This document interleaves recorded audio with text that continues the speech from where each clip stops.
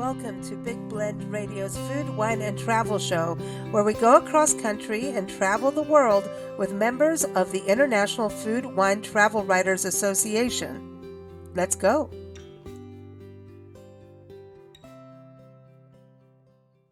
Hey, everybody. Today we're excited to welcome back Elsa Dixon onto the show. She is a freelance travel writer. She is a piano teacher, too. She knows about music.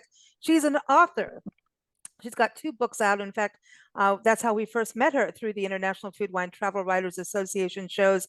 She came on with her book, Hippos, Hotspots, and Homelands.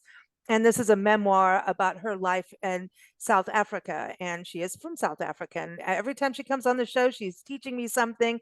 Last time she was on talking about cruising all over. I mean, and now she's back on talking about another epic cruise, because the last one with the Symphonia, I mean, that was a lot of different places, Elsa. Welcome back. How are you? Thank you. Very well. Thank you. It seems that you like to go on these really big, epic trips. It's just no little short ones, you know? Yeah, well, actually, the one that I went on the previous time, that was an offer I couldn't refuse when a friend of mine asked me to go along, and it sort of touched quite a few of my bucket list places, you know. And this one, Bay of Bengal, is actually the result of a compensation that I got after that near disastrous cruise off the coast of Norway, when you know, the Viking Sky nearly went on the rocks, and we were given 2 free cruises.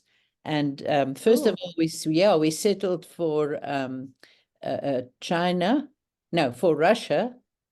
Now, wait a minute. It was China. For China first, but then the virus broke out, so we couldn't go. And then we decided we'll go to Russia, and then the war broke out, so that was cancelled, and that's how I ended up doing the Bay of Bengal. Wow. But you know what? What I love about this, and you've got a lot of blog posts that you've written on your site, and everyone, travelswithelsa.com is the website to go to. And from there, you can also read more about her books, and we'll talk about her books in a little bit too. And you've got a lot of articles on there, and we've got links to that in the show notes. So if you're watching this on YouTube or Facebook, or listening on Spotify, Apple, all those places, just look in the show notes for the links, or just go directly to Travels with Elsa. But in reading these stories, Elsa, I think this was a really incredible cultural experience. More than, I mean, it's beautiful as well, right? Like Thailand, and you went to Malaysia, you went to India, beautiful. You went to Mumbai, you went to all these amazing places. But I think it was, just going through the stories and looking at the photos, it seems very much a cultural, experience that you had. That's quite right. It's a totally different world. You know, the minute you set foot in Thailand, it's just, you're not in Europe or the West. And it is just so incredible, the fine detail in the hotels, the way they decorate things. It just presents you with such a different view of how other people live and how other cultures feature. I always go for the cultural shows because I'm a music teacher, so I love the dancing. And the first night on the ship, when we docked in Thailand, we had the cultural group come and do their dancing. And it was only 5 weeks after I had a major operation, and they were asking for volunteers to come on stage, and nobody, even stood up. So I thought, what the heck? And I went up and I joined them, and it was just such fun. Of course, I couldn't last very long, but anyway. And once again, the costumes and the technique that they have, and the instruments that they use, and it is, as I say, not Western at all. So that is what always amazes me. And then the food, of course. I love curry and our Malay population in Cape Town, and I was interested to see how it compared, because that was where our original population came from. And so that was another thing that really drew me to visit those countries. Yes. Oh, I remember that because it was always the Cape Malays, right? And Yeah. so and it's almost Creole-like in some ways of these, connections and cultural, you know, just how things start to grow and get so diverse, which I love. But what was the food like when you think about the different curries, Yes. especially even in India, the Indian cultures that we had in South Africa Yeah. and still have? That's right. The curries differed, from the Malaysian types of curries were not as strong and spicy as in India. We had a lot of curried foods and spicy foods in India. Um, Mm, whereas in the other countries there were lots of options for more westernized food as well, mm. and of course, like the sushi, it was very popular, and the Oh, presentations at these buffets were just unreal. But India, you really were in a curry country. Or yeah. Well, something. it's where it comes I from. mean, I Yeah. love curry, but after like 4 days, I thought, well, this was while we were on the Golden Triangle land tour after the cruise. After 4 days, I thought, a hamburger might be nice. Yeah, I mean, it's Just- just a little something different, a little salad, yeah, you really got the spicy foods there, but anyway, it is a great experience, yes. Oh, And what was so interesting was to see the regular people and the beautiful dresses, the saris that they wear. I oh, I mean, love I them. looked at us Westerners and I thought, whew, we look like a scruffy bunch, compared to these ladies. They were so elegant and beautiful. Mm, Yeah, and especially in the hotels, when they're dressed up even more. yes. The saris to me, I'm always fascinated by them because even the material and how, all the intricacies and sometimes the beadwork, sometimes there's gold leaves or I mean and the cloth itself is so fine and Yes, so fragile, yes, delicate. what was also interesting when we were visiting the one temple, the guards, two of them, they had these turbans on, and they then demonstrated to us how they rolled their turban. Mm, And I never realized there was such a length of material involved. It was, I mean, amazing, to see how wow. they demonstrated. Oh wow, wow. So you did India, Malaysia. How long was this cruise? I mean, because you went 5 countries, nine Yeah, ports of call, Singapore, yeah, Sri Lanka. Oh wow. yeah. We Ooh. started in Thailand, then Singapore, then Malaysia, and Mm. then Sri Lanka and India. And Oh wow. it was about 3 weeks, I think. Yeah. Mm. Including we did the post extension, the Golden Triangle, because I thought, well, you're going so far, you get the most out of it, and I Mm. was not sorry about that because that was now on the land, and oh my gosh, the roads and the transport, the way, you saw these like scooters with up The to family tuk-tuks. of up to yeah, well, the scooters, up to 5 of them on one scooter, mommy, daddy, baby on the back, one in front, between, one at the back. I mean, I took a photograph of that through the bus window. Wow, wow. And going on Yeah. these cruise ships, I mean, that's something, is interesting to communicate about is it's not really necessarily all about the cruise, right? I mean, it's a huge part of it, the luxury, the food, they create an experience while you're traveling, but Yeah. it's nice not to have to be the driver and that you have all these excursions at the ports of call, right? And that's a big part of the experience. And if you don't feel like getting off the ship, you don't have to. If you Yes. ate too much curry, you may want to stay on the ship. I'm just Yeah, well, saying. what is nice about the Viking cruise is, of course, you get excellent service and wonderful accommodation. The staterooms are beautiful. The products in the bathrooms is so fabulous, and we Mm, had a balcony as well. So that was really nice. But they have excellent lectures, and they've got like a resident historian, and he actually is on duty during the day, that you can go and ask him questions and so on as well. So they really go all out. And then you have a free bus tour at every port. But then there are other options as well that you pay for. And so that is very convenient, and I like the general tours because it gives you a general feeling of the place where you're at.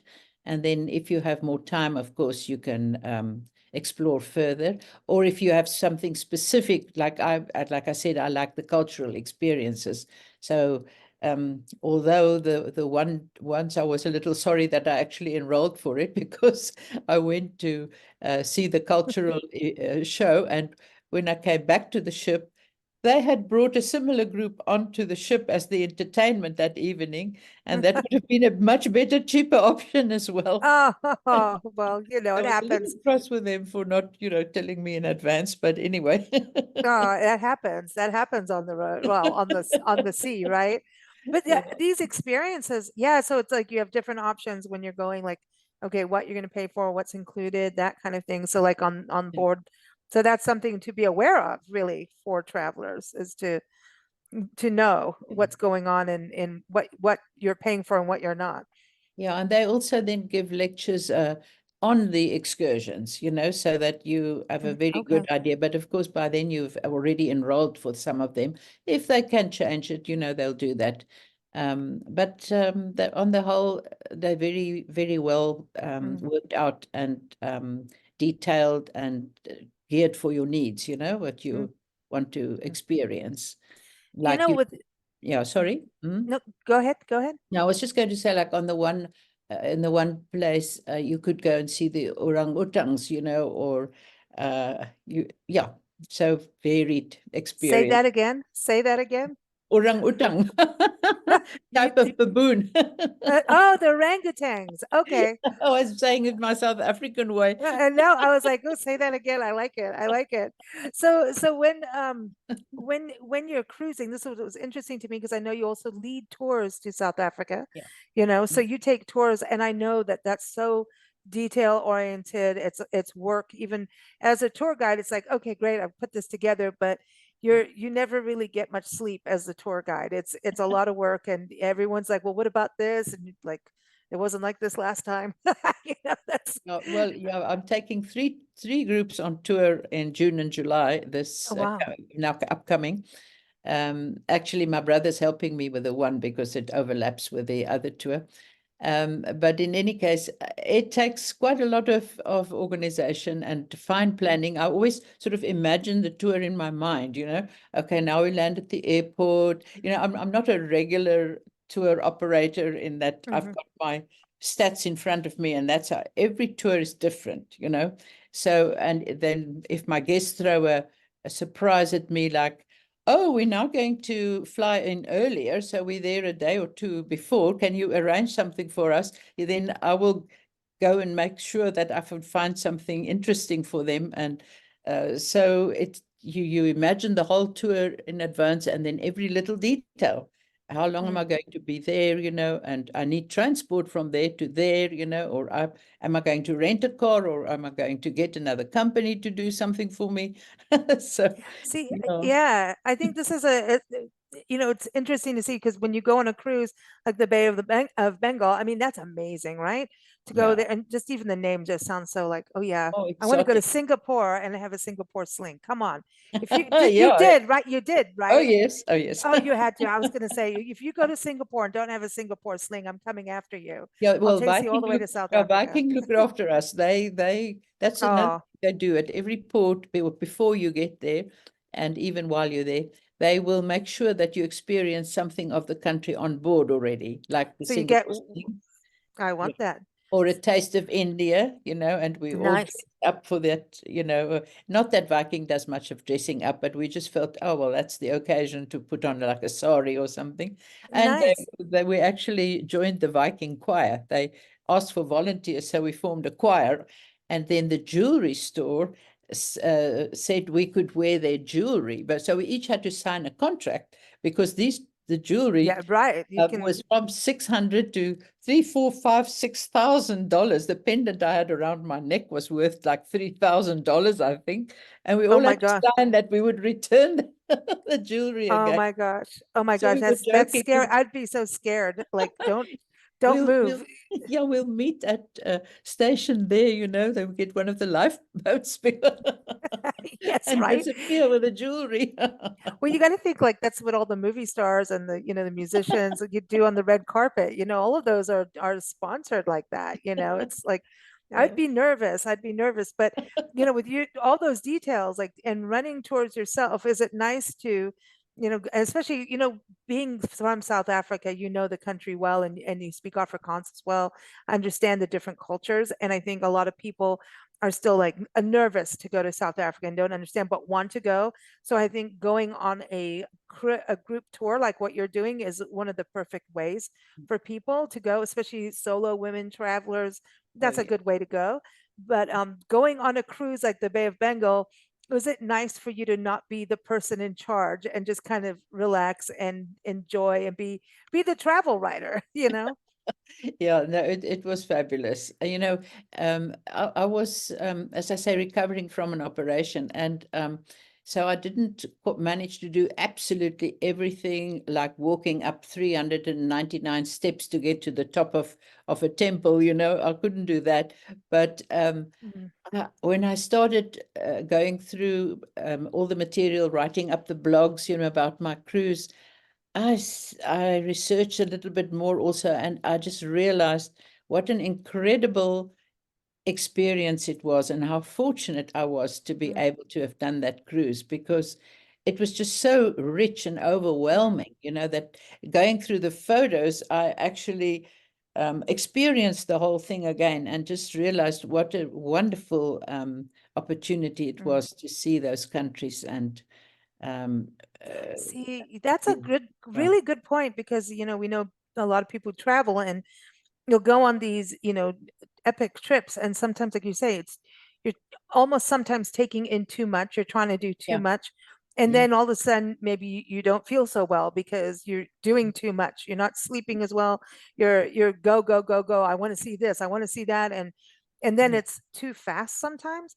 yeah. And then it's like, so then this negative thing can start to happen to a traveler and they come home and they're like, I'm never doing that again. But the reality is, deep down you had this amazing, incredible experience. So there's got to be some balance in there. And I think that's true for travel writers and photographers. And when you put things together, you start to really realize, whoa, this is what I saw. And maybe, because it is overwhelming. It, Yes. and I mean, those giant Buddha sculptures, where was that? Oh Oh my my gosh. goodness. Yes, that was just Oh, absolutely incredible. The one lying down, I've forgotten now how long it was, but I mean, it's just amazing. You stand in awe. And also the one at Batu Caves, was that in I think Malaysia? Yeah, yeah, that's right. The Batu Caves, Malaysia, in Kuala Lumpur. Um, I mean, it is just overwhelming.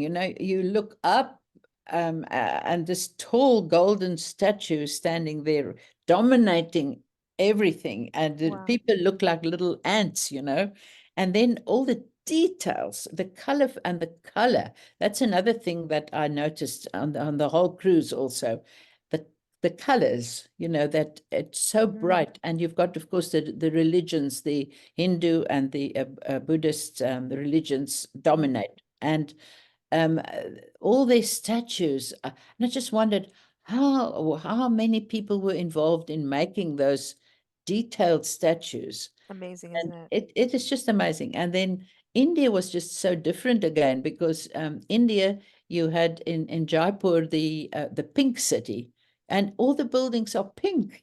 And even because that is the sign of the color of hospitality. It's a sign of Mm. hospitality, the pink.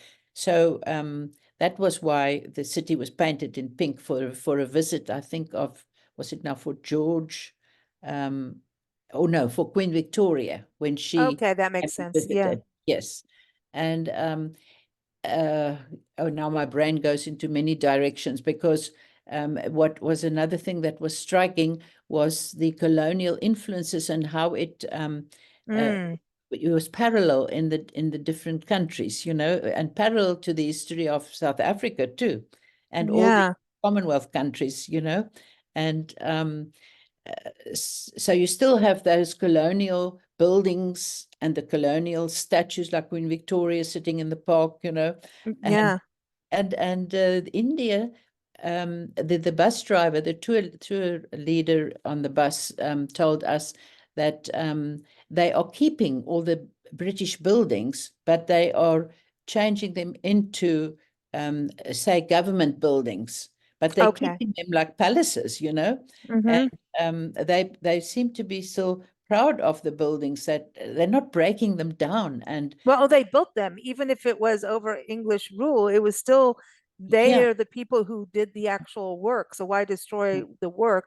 And it's yeah, part of history, It when you were there, like, when I think about South Africa, and my accent is about to change again, I could hear it because every time you come on the I show. love it. And Bernie van der Linde from South Africa was on the podcast with IFWTWA, the IFWTWA show too. And partway through, I'm like, y'all, it's coming out, and y'all, it's happening again. I can, as I'm talking with you, see, it's going there. I can feel it. So everyone, if I sound weird, my tongue doesn't know what country I'm in right now. I'm in two homes when you're on the show, you know.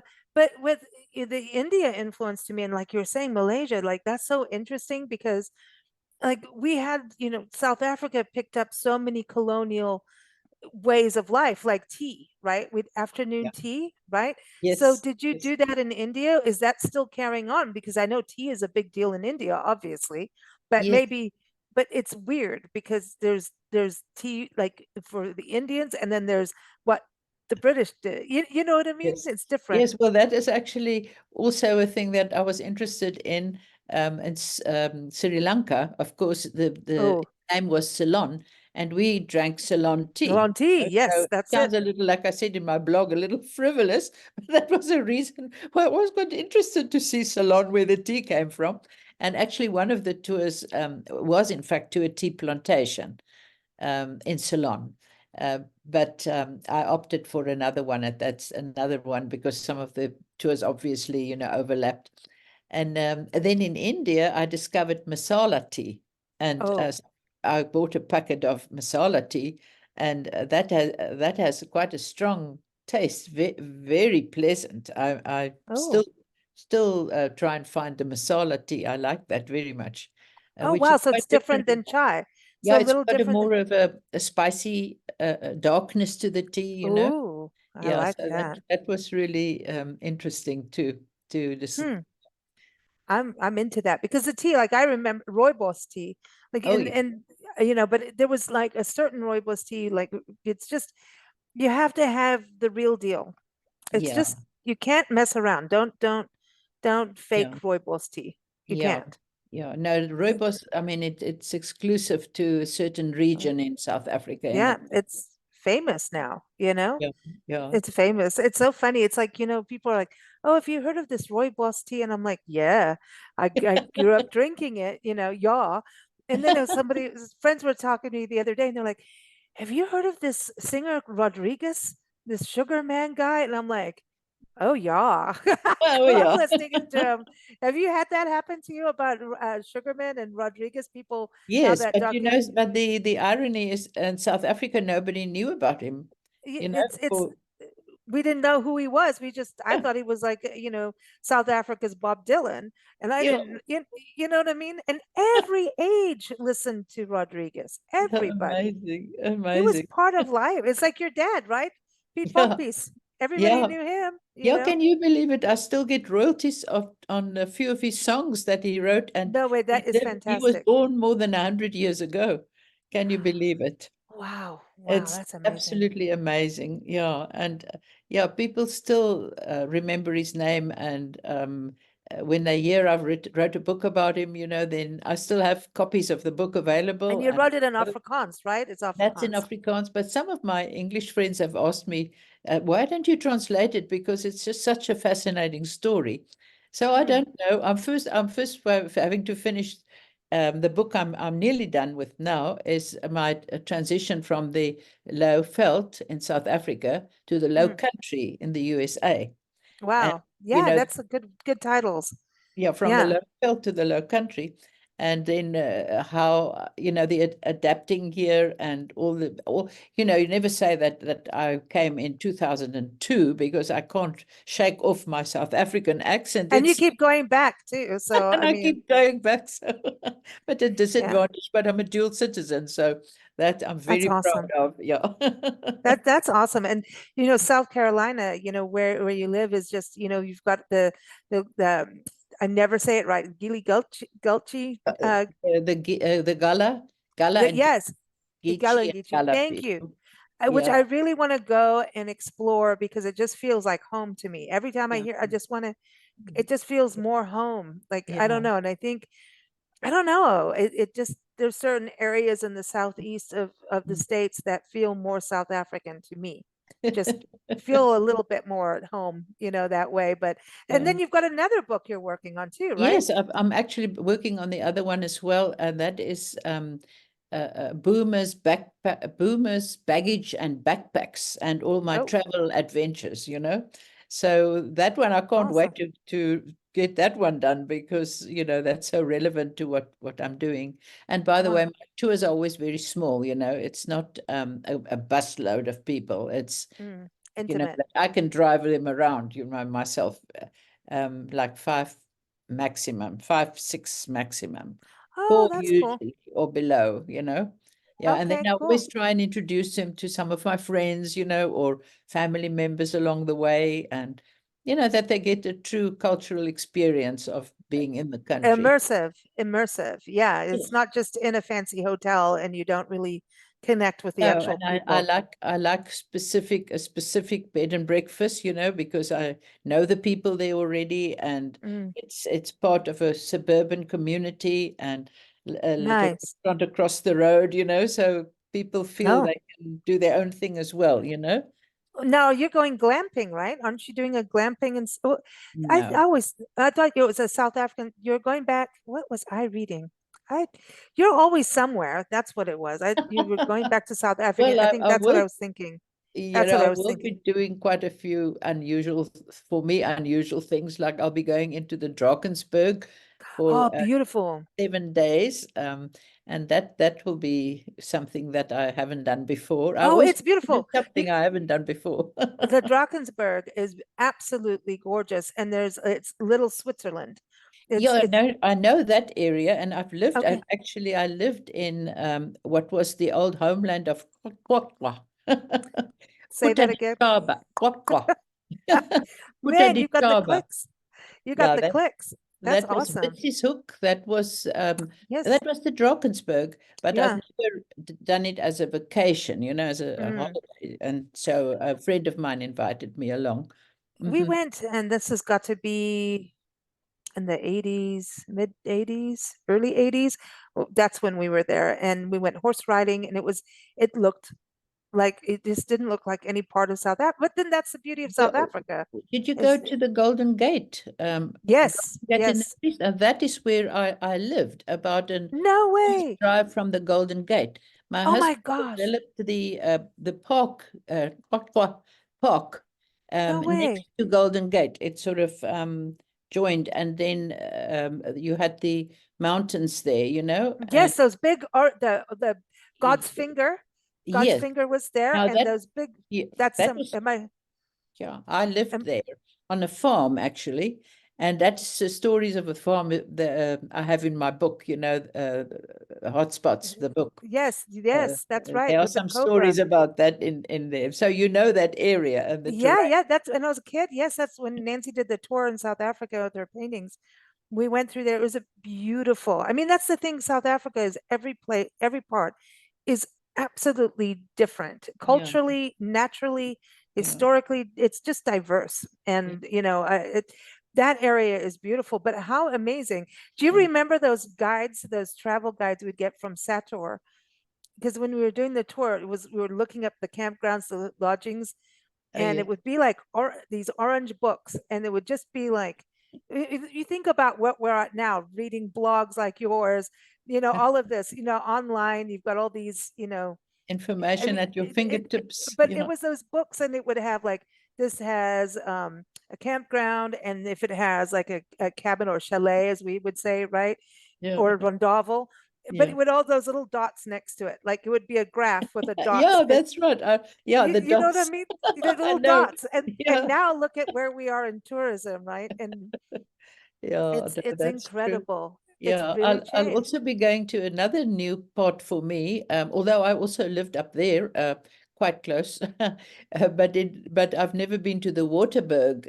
That is a I think Limpopo, so. but Oh higher up, yes. and Uh-huh. I've got a 2 day. Actually, it's a fam trip. 2 days at a brand new reserve there, a 5 star, five I big. think that's what I was thinking of. Yeah, yeah. Yeah, I think maybe that's it. Yeah, Kwabi. That's also Okay, wow. um and that hotel group is the same hotel group that has the waterfront hotel, in Cape Town in the Oh, yeah, oh, waterfront. yeah, yeah. I remember So that hotel. I'm La thinking I di might da. need a new wardrobe for that one. I know. It's like, hey, go get a sari. I loved, oh my gosh, that's what I loved about Durban, was the Indian market with Mm. all the saris and just yeah. But You're making now, me homesick. Mhm. yeah, but now the place to go in KwaZulu-Natal is Amanzimtoti, not Oh yes, I not remember that. not Durban. Durban has changed a lot, I've heard. Yeah. Yeah, I'd rather not talk about Durban, but Yeah. Yeah, no, I but know people that have moved. Yeah, it's changed. It's changed. yeah, And every country goes through these yeah. cycles of But the change. Cape is still tops. I mean, the Cape, Oh, I love the Cape. the garden route, Stellenbosch, the wineries. Okay. So basically this podcast is the Bay of Bengal to Cape Town. From Cape Town. We always have to talk South Africa. You come on the show, there's no way we're not going to talk South African, right? Yeah, Yeah. but another thing that I found interesting on the cruise when I went to Sri Lanka was the Portuguese influence there, Oh, very you know, connected to South and Africa that and way. that, yeah, we of course had people from Mozambique, which was a Mhm. Portuguese colony also. So that's why I say there were so many sort of parallels, between Mm. the different countries. Interesting. Do you eat seafood? Oh, yes, love See, seafood. we're allergic to fish and seafood, so we Oh, never got to. So when you talk about Portuguese food and then all the Asian influences, was that like, did they prepare it different than in South Africa? When you talk about like the Portuguese side of that kind of cuisine, does it we were change up? there for only one day, so we Oh, didn't okay. have a chance to explore that really. And yeah, I can't remember whether they served anything specifically Portuguese on the no, I don't think so. But it was just interesting. The history was interesting there, that Mm. there was still a population that had the influences from, Mm. the Catholic religion, Okay.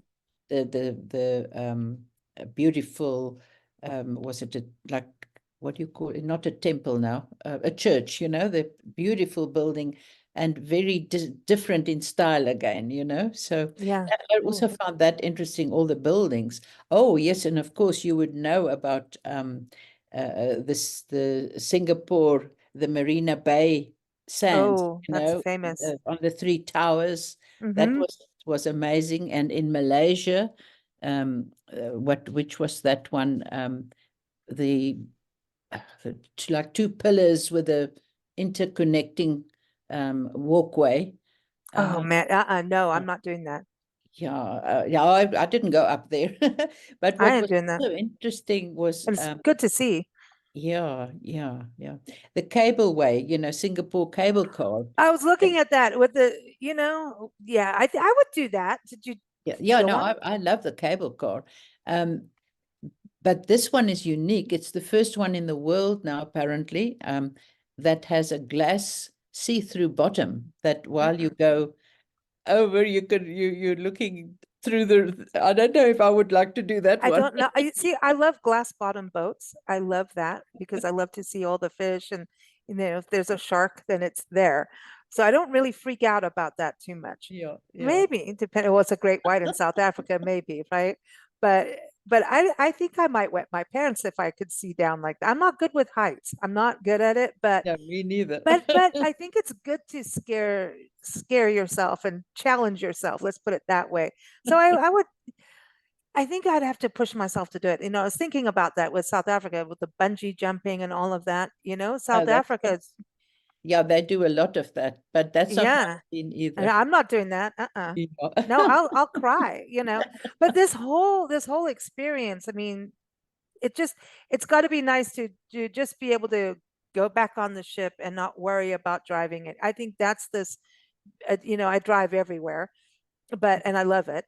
But Mhm. there's this other side of it where you just don't have to worry about it, you Yeah, know? and the thing is also that you can unpack and all your stuff's out, in the Hmm. out of your case, and you can come back and retire for the night, and you don't have to repack the case to get to the next place. That's really nice. Honestly, that's what I think it's getting to sometimes, and it's not even an age thing. I think some of us are also stressed out and we're doing so much that what, sometimes you want to have this cultural experience, you want to see different countries. This may be the way to go where you can relax and you can balance it out. You don't have to do Yes. everything. Though I think I would be one Yeah. of those who And also would. another thing is when you go to so many different countries and ports, you get an overview, and if you then decide, oh, I should have been there for a week, you can go Mhm, back and explore it in detail, and mhm. that's another advantage of taking a Yeah, it's like a fam trip, right? Like what as travel writers do. It's a familiarization trip, Yeah. that's what those are. So now tell us, you're going to go to the conference, the International Food Wine Travel Writers Association conference. Yes, yes, Awesome, yes. awesome. I'm So looking that's forward to that. Yeah. upstate New York, stupendous. It's wonderful. It's a beautiful area, upstate New York. Have you been up there before? The Finger Lakes? Well, not the areas where we're going now, but my one daughter lives in Niagara Falls, um, Okay. on the Canadian side. So I've been to Buffalo and that area quite a lot. And my other daughter lives in New Brunswick, St. So John. no. So yeah, I'm hoping to do a road trip, to go to the one, and then I see the one route takes you back again through that along the border, on the American side Beautiful. to get to Canada. The other one I can do is a road trip through Canada, but that will be like 13 hours, I think. It's quite amazing how far the two places are from each other. It's like a 2-hour flight, but Yeah. it is like 13 hours to go if you do through Canada. Well, a road trip is always good and you don't have to do it all in a day, you know? Exactly. Yeah. I have a rule because I mean we really do drive across the country nonstop. Yeah. And I've gotten to this point of just for your own sanity to drive, don't go over 3 to 4 hours at a time. Stop. And we like to go to rest areas so we can people watch. But anyway, that's us. But we do. We stop and like look at, anyway, we're weird. But I'm going to write a book about rest areas. But I mean, they also, a lot of them have museums attached to them and exhibits. Like upstate New York, we saw where the Erie Canal is. And there was like, I mean, it was just Yeah. really all this fascinating history of the area. So, Yeah. and you can walk around, but if you do every 3 to 4 hours, stop, even if it's for 20 minutes, Yeah. 15, 20 minutes. Mm. I don't know, go do something, go to a country store or something or a museum just to Yeah. break it up. It changes everything. Yeah. Your energy stays up more than if you just keep trying to do Yeah. 13 hours in one sitting. That's not fun. I've Well, done I it and I was do sort it, of but forced to do something like that once when I went up to Canada, driving myself. I thought, oh, easy, I'll just stop and overnight. I could not find accommodation because the universities had all opened up and the parents were booked in everywhere. They had roadworks along the way. So I ended up driving from Charleston all the way to the border in throughout the day and night, and I got accommodation at 4 o'clock in the morning the next oh morning. my gosh. Ay, ay, ay. It was quite a trip. And then on top of it, I'd taken out a on those in those days books on CD, you know, that you could get Oh at the yeah, Cracker yeah. Barrel, you know, you get a new one. And it was about a murderer on the highway. Oh, I I was love too it. It's scared to drive perfect. off anywhere. That's perfect. I love it. I love it. Elsa, it's such a joy to have you back on the show. And you're going to have some wonderful travels in South Africa. Say hello to South Africa for us. We miss the Thank you so wonderful much. country and all the people. And don't forget to eat an Oma Biskeki for me. Okay. Oh, yes, yes, but you can Uh, get some lovely biscuit in America. There are quite a lot of South African stores, and Oh, I'm I going to have to will find email some. you some details, you I know. have jars of Marmite from my friends. How about that? I'm Yeah, excited about that. I and got I don't know if Marmite. I'm allowed to say a store's Sure. name, but Sure. Publix actually sells chutney and Marmite. You can get what's a Chutney. famous I've got chutney? Marmite. I've got Unfray Ben, oh, but you got fruit chutney. Yeah, Oh, yeah. What what's is it? the famous H name? balls, halls, Balls balls, chutney. Balls balls. Yeah. chutney. Yeah, We got to you be can careful how get we say that. you can get that at Publix. Well, everyone, travelswithelsa.com is a website to go to. And for the International Food Wine Travel Writers Association, it's not too late to be part of their conference coming up in September. And you don't even have to be a member, but we all say become a member of IFWTWA. So go to IFWTWA.org. Thank you so much, Elsa. It was a fun adventure. Bye-bye. Thanks. Thank you for listening to Big Blend Radio's Food, Wine, and Travel Show, featuring members of the International Food, Wine, Travel Writers Association. We encourage you to visit their website. We say IFWTWA, which is IFWTWA.org. You can also follow us at bigblendradio.com. Happy travels, everyone!